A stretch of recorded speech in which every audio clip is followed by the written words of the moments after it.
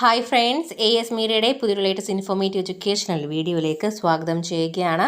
കേരള സർവകലാശാല ഒന്നാം വർഷ ബിരുദ പ്രവേശനം FIUGP അഡ്മിഷനുമായി റിലേറ്റ് ചെയ്ത് തേർഡ് അലോട്ട്മെൻറ്റ് പബ്ലിഷ് ചെയ്തിരിക്കുകയാണ്. അപ്പോൾ നമുക്ക് ഡീറ്റെയിൽസ് നോക്കാം. കോളേജ് പ്രവേശനം 25 മുതൽ 28 വരെ ദിവസങ്ങളിലായിരിക്കും. ഈ ദിവസങ്ങളിൽ നിങ്ങൾ അലോട്ടഡ് ആയിട്ടുള്ള വിദ്യാർത്ഥികൾ ഏത് കോളേജിലാണോ അലോട്ടഡ് ആയിട്ടുള്ളത് ആ കോളേജിൽ പോയി അഡ്മിഷൻ എടുക്കേണ്ടതാണ്. വിദ്യാർത്ഥികൾക്ക് ആപ്ലിക്കേഷൻ നമ്പറും പാസ്വേഡും ഉപയോഗിച്ച് പ്രൊഫൈൽ ലോഗിൻ ചെയ്ത് അലോട്ട്മെൻറ്റ് പരിശോധിക്കാവുന്നതാണ്.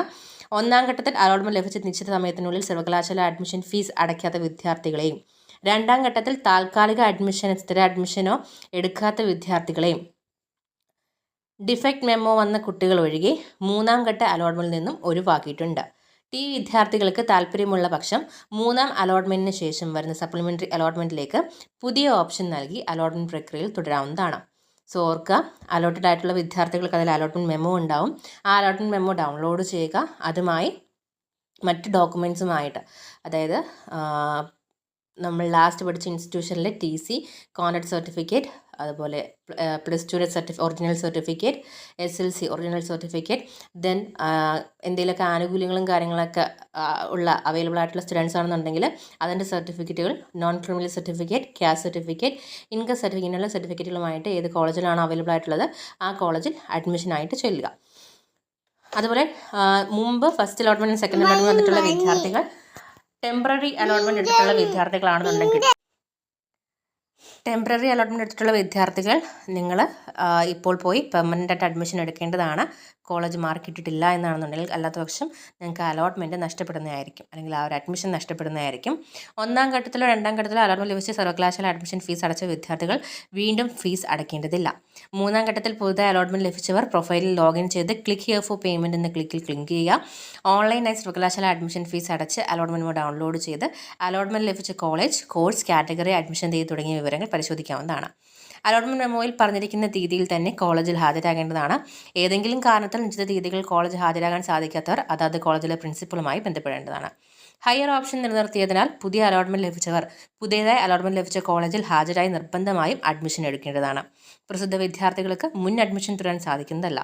ജൂൺ 28-ന് മുമ്പ് പുതിയ അലോട്ട്മെൻറ്റ് ലഭിച്ച കോളേജിൽ അഡ്മിഷൻ എടുക്കാത്ത പക്ഷം അലോട്ട്മെൻറ്റ് നഷ്ടമാകുന്നതാണ്.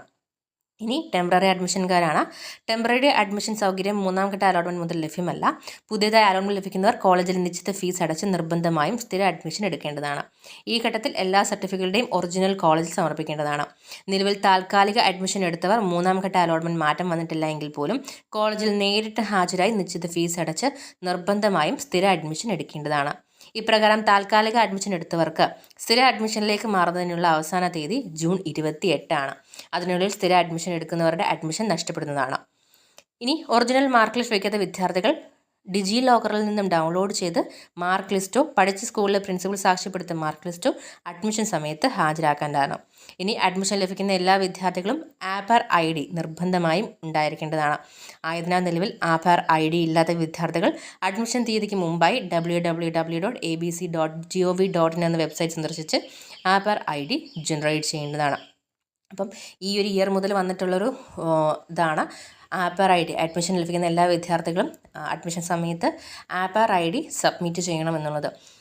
സോ ഫസ്റ്റ് നമുക്ക് ഡിജി ലോക്കറിൽ നമ്മുടെ ഡോക്യുമെൻറ്റ്സ് ഒക്കെ തന്നെ ആഡ് ചെയ്യണം. അത് വെച്ചിട്ട് ആധാറിൽ ID ക്രിയേറ്റ്, അത് നമ്മുടെ ആധാർ ID വെച്ചിട്ടാണ് ക്രിയേറ്റ് ചെയ്യുന്നത്. ആധാറിൻ്റെ കൊടുക്കുമ്പം നമ്മുടെ രജിസ്റ്റർ ആധാറിനകത്തുള്ള മൊബൈൽ നമ്പറിലേക്ക് OTP വരുന്നതായിരിക്കും.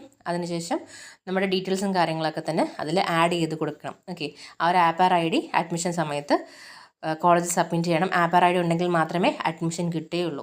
അപ്പോൾ അത് എല്ലാ സ്റ്റുഡൻസും ശ്രദ്ധിക്കുക. പലർക്കും അതിനങ്ങനെ അബദ്ധം, കാരണം ഇതിന് മുമ്പ് അങ്ങനൊരു റൂൾ ഇല്ലാത്തതിന് വേണ്ടേ പല വിദ്യാർത്ഥികൾക്കും അതിനെക്കുറിച്ച് അറിവില്ല. അതുകൊണ്ടാണ് അഡ്മിഷൻ സമയത്ത് എല്ലാവരും ബുദ്ധിമുട്ടുന്നുണ്ട് ആ ഒരു കേസിൽ. തീർച്ചയായിട്ടും അഡ്മിഷൻ ലഭിക്കുന്ന എല്ലാ വിദ്യാർത്ഥികളും ആധാർ ID ക്രിയേറ്റ് ചെയ്യുക.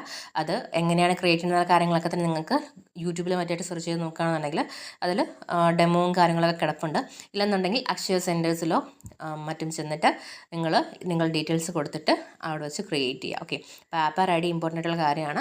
അപ്പോൾ നിലവിൽ തേർഡ് അലോട്ട്മെൻറ്റ് കിട്ടുള്ള വിദ്യാർത്ഥികൾക്ക് 25 മുതൽ 28 വരെ അഡ്മിഷൻ എടുക്കാനുള്ള ടൈം പീരീഡ് ഉണ്ട്. ഇനി മറ്റൊരു ഡൗട്ട്, ഇതുവരെ അലോട്ടഡ് ആയിട്ടുള്ള വിദ്യാർത്ഥികളായിരിക്കും. ഇനി അലോട്ട്മെൻറ്റുകൾ ഡേറ്റും കാര്യങ്ങളൊക്കെ ഒഫീഷ്യലി വന്നിട്ടില്ല. അപ്പം തീർച്ചയായിട്ടും ഇനി അലോട്ട്മെൻറ്റ് ഉണ്ടാവും. അതായത് നിലവിൽ എടുത്തിട്ടില്ല, അലോട്ട്മെൻറ്റ് കിട്ടിയിട്ടും അലോട്ടഡ് ആയിട്ടും അഡ്മിഷൻ എടുക്കാത്ത വിദ്യാർത്ഥികളൊക്കെ ഉണ്ട്. അപ്പം അതൊക്കെ സീറ്റ് വേക്കൻസി വരുന്നതിനനുസരിച്ച് അലോട്ട്മെൻറ്റ് വിളിക്കുന്നതായിരിക്കും. ഡീറ്റെയിൽസ് അറിയാനുള്ള നിങ്ങളിലേക്ക് എത്തിക്കുന്നതായിരിക്കും. Thank you.